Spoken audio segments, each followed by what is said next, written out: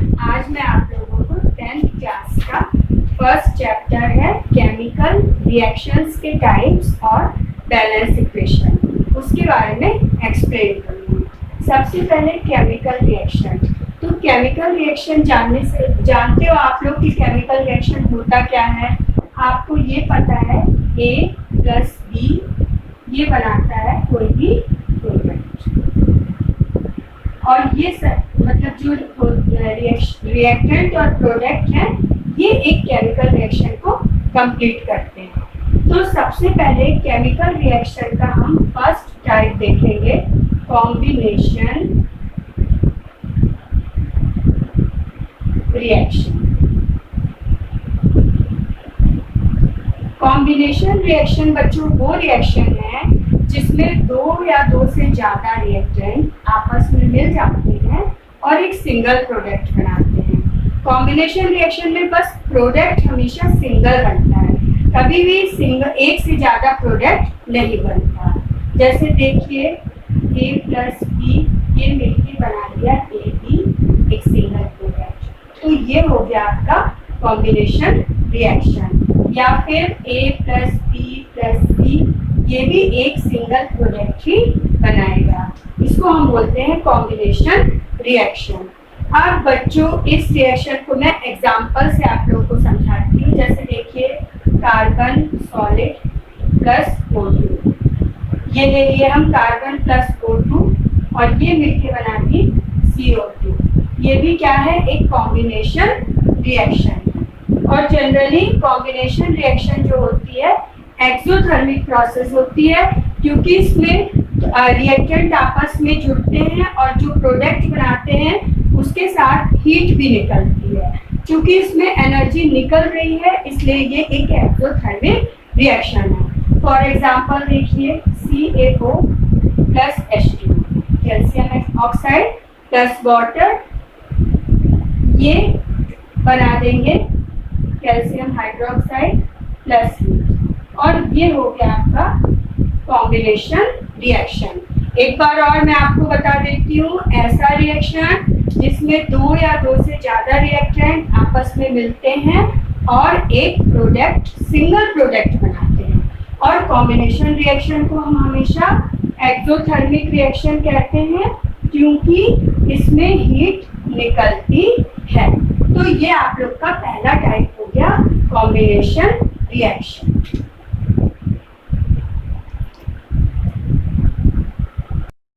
Second type है decomposition reaction. Second reaction, पहला अपन ने देखा कॉम्बिनेशन रिएक्शन, सेकेंड देखेंगे डिकम्पोजिशन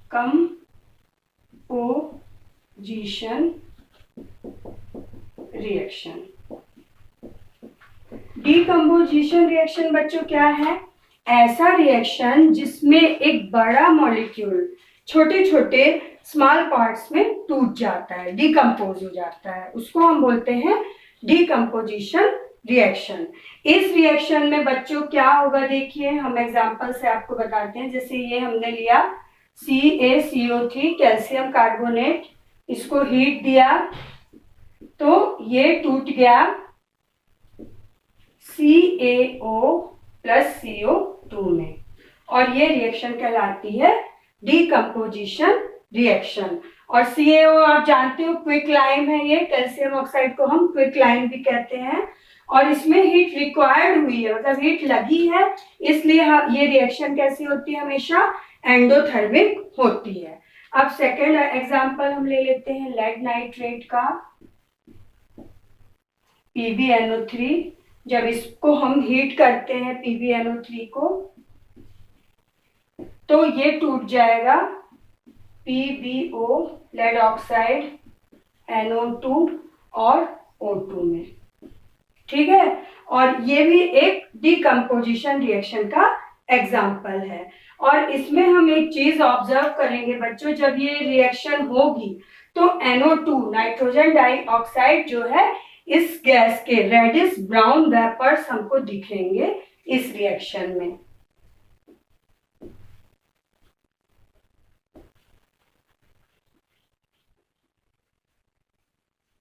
और ये हो गया इसका सेकंड एग्जाम्पल। और भी एक आध एग्जाम्पल अपन देख सकते हैं, जैसे हमने ले लिया सिल्वर क्लोराइड। सिल्वर क्लोराइड को जब हम हीट करेंगे तो ये टूट जाएगा Ag प्लस Cl2, दो पार्ट्स में ये टूट जाएगा।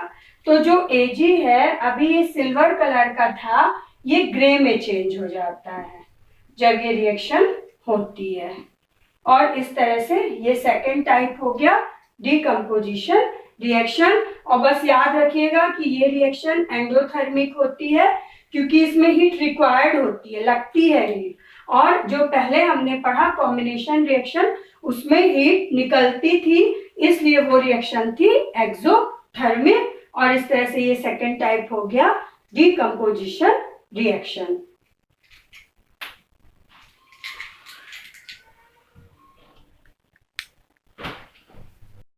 टाइप देखेंगे, देखिए डिस्प्लेसमेंट रिएक्शन। इस रिएक्शन में क्या होता है कि रिएक्टेंट का इंटरचेंज होता है। जैसे देखिए A प्लस BC ये बना देगा AB प्लस C। अब बच्चों इसके लिए ना आपको रिएक्टिविटी सीरीज याद होनी चाहिए। मतलब जो कम रिएक्टिव है उससे अगर ज्यादा रिएक्टिव एलिमेंट रिएक्ट करेगा तो वो उसके सॉल्ट से या उसके मॉलिक्यूल से उसको हटा देगा। फॉर एग्जाम्पल देखिए, मान लीजिए ये रिएक्शन है Fe plus CuSO4, Fe plus CuSO4। अब Fe सॉलिड ले लिए हम और CuSO4 का एक्वस सोल्यूशन ले लिए। अब आप ये रिएक्टिविटी सीरीज मैंने पहले से लिख दी है, आप इसमें देखिए कि जो Fe है वो कॉपर से ऊपर है, मतलब ये ज्यादा रिएक्टिव है। तो ये क्या करेगा, डिस्प्लेसमेंट करेगा, ये कॉपर को अलग कर देगा और ये बना लेगा FeSO4 प्लस Cu, और ये हो गई डिस्प्लेसमेंट रिएक्शन। इसके बाद और एग्जाम्पल अपन इसका देख सकते हैं। देखिए जैसे मान लीजिए Pb प्लस CuSO4। अब आप ये रिएक्टिविटी सीरीज देखिए, रिएक्टिविटी सीरीज में Pb ऊपर है, Cu नीचे है, इसलिए ये Pb बना देगा PbSO4 प्लस Cu को हटा दिया।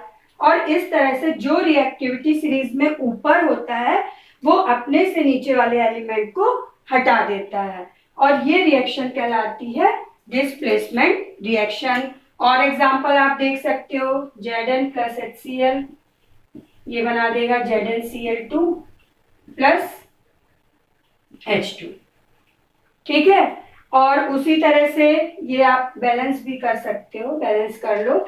इसके बाद Fe प्लस H2SO4 ये बना देगा FeSO4 प्लस H2।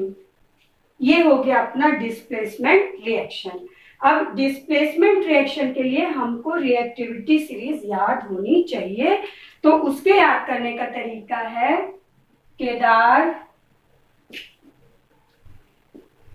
केदारनाथ।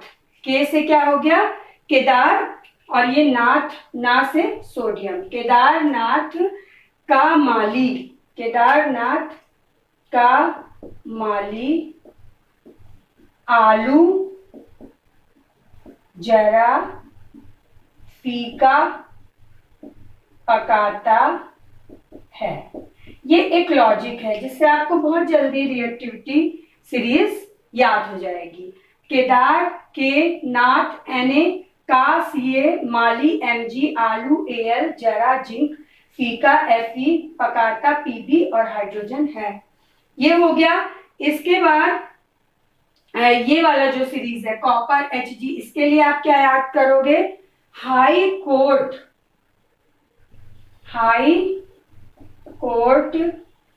है आप का, ऐसे हाई कोर्ट है आपका। और इस तरह से आप रिएक्टिविटी सीरीज अगर अच्छे से याद कर लोगे तो आपको डिस्प्लेसमेंट रिएक्शन का एग्जाम्पल आराम से समझ में आ जाएगा।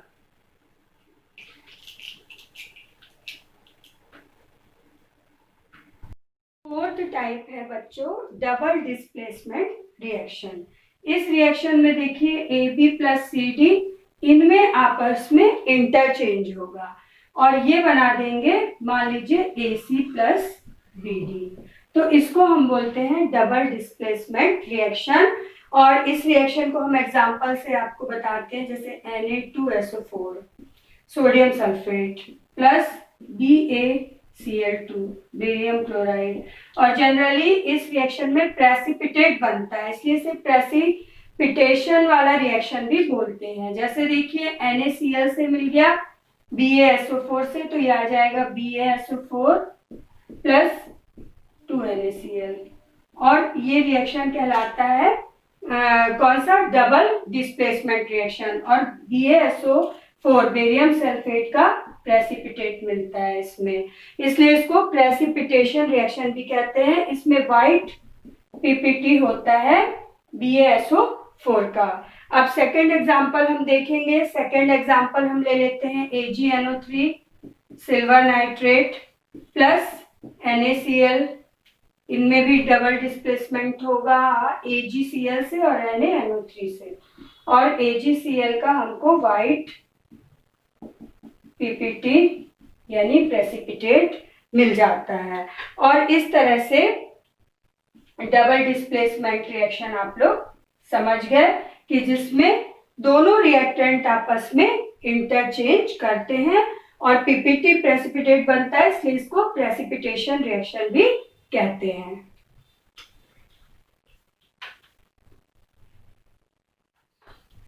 तो अब अगला टाइप है ऑक्सीडेशन रिएक्शन। ऑक्सीडेशन रिएक्शन में दो चीजें होती हैं, इसको हम कैसे एक्सप्लेन करेंगे। या तो इसमें गेनिंग ऑफ ऑक्सीजन होता है या फिर लूजिंग ऑफ हाइड्रोजन होता है। अगर कोई भी रिएक्टेंट ऑक्सीजन से कंबाइन हो रहा है तो वो रिएक्शन कहलाएगी ऑक्सीडेशन। या फिर किसी रिएक्टेंट को हाइड्रोजन का लॉस हो रहा है तो वो भी कहलाएगी ऑक्सीडेशन। मतलब इसमें दो प्रोसेस होती हैं, या तो ऑक्सीजन ऐड होगा या हाइड्रोजन रिमूव होगा। अब इसको भी हम एग्जांपल से देखते हैं। पहला है Cu प्लस O2, ये बना देगा CuO कॉपर ऑक्साइड। और ये रिएक्शन ऑक्सीडेशन का एक एग्जाम्पल है। इसके बाद अगला एग्जाम्पल हम देख सकते हैं Zn प्लस O2, ये बना देगा ZnO। और ये भी एक ऑक्सीडेशन प्रोसेस का ही एग्जाम्पल है। उसके बाद हम एक और एग्जाम्पल देखते हैं। देखिए जैसे मान लीजिए H2S प्लस Cl2, ठीक है, हाइड्रोजन सल्फाइड प्लस Cl2। तो इसमें क्या हो रहा है, सल्फर से देखिएगा ये 2HCl बन जाएगा प्लस सल्फर, मतलब सल्फर से हाइड्रोजन जो है वो रिमूव हो रहा है, अलग हो रहा है, इसलिए ये भी एक ऑक्सीडेशन प्रोसेस हो गई।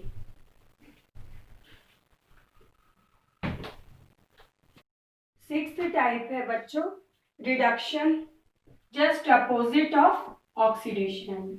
ऑक्सीडेशन में क्या होता था, ऑक्सीजन ऐड होता था और हाइड्रोजन का लॉस होता था। रिडक्शन में क्या होगा, हाइड्रोजन ऐड होगा और ऑक्सीजन का लॉस होगा। तो ये प्रोसेस कहलाएगी रिडक्शन। या तो मॉलिक्यूल मतलब रिएक्टेंट से ऑक्सीजन हटेगा या हाइड्रोजन ऐड होगा, तो ये प्रोसेस कहलाती है रिडक्शन। जैसे देखिए CuO copper oxide plus H2, अब ये ऑक्सीजन है, कॉपर ऑक्साइड है, अब ये बना दिया H2O प्लस Cu, मतलब कॉपर का ऑक्सीजन लॉस हो रहा है, हट रहा है, इसलिए ये प्रोसेस क्या कहलाएगी, रिडक्शन। ये इसका एक एग्जाम्पल था। इसके बाद और भी एग्जाम्पल अपन देख सकते हैं, जैसे H2 plus Cl2 equal to 2HCl, ये भी एक रिडक्शन का एग्जाम्पल है जिसमें हाइड्रोजन ऐड हो रहा है। और इस तरह से ये ऑक्सीडेशन के जस्ट अपोजिट है। ऑक्सीडेशन में ऑक्सीजन ऐड होता था, रिडक्शन में ऑक्सीजन लॉस होगा, ऑक्सीडेशन में हाइड्रोजन रिमूव होता था, इसमें हाइड्रोजन ऐड होगा।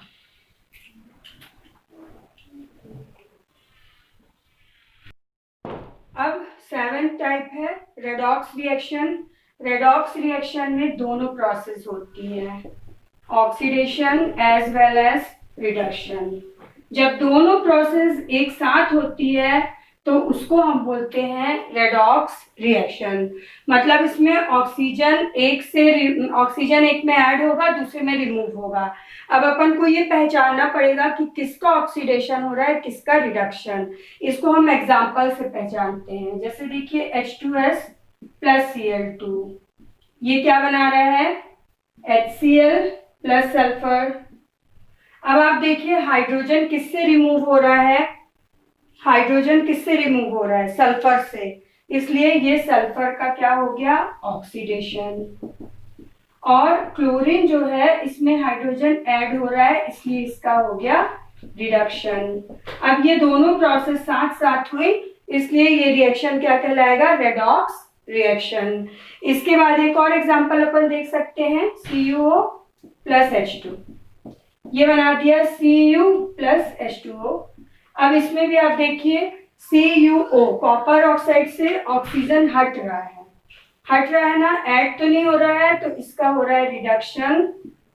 और H2 में O ऐड हो रहा है, इसलिए इसका हो गया ऑक्सीडेशन। और ये दोनों प्रोसेस एक साथ हो रही है, इसलिए ये कहला गई रेडॉक्स।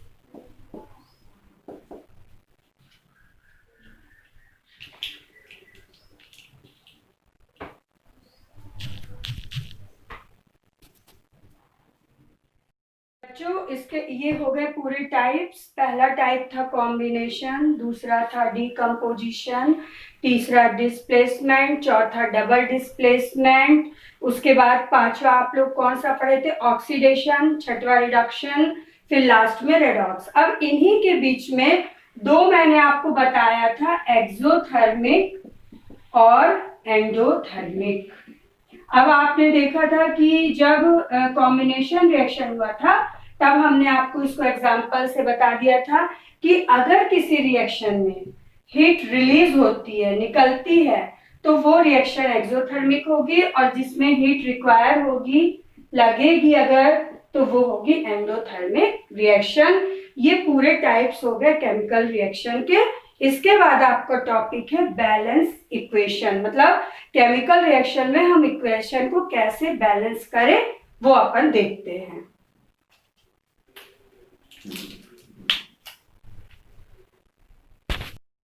बच्चों अब नेक्स्ट टॉपिक है अपने 10th क्लास का, बैलेंस ऑफ केमिकल इक्वेशन। और ये तो प्रैक्टिस से बनता है, बस अपन को ट्रिक पता होना चाहिए कि हमको पहले किसको बैलेंस करना है।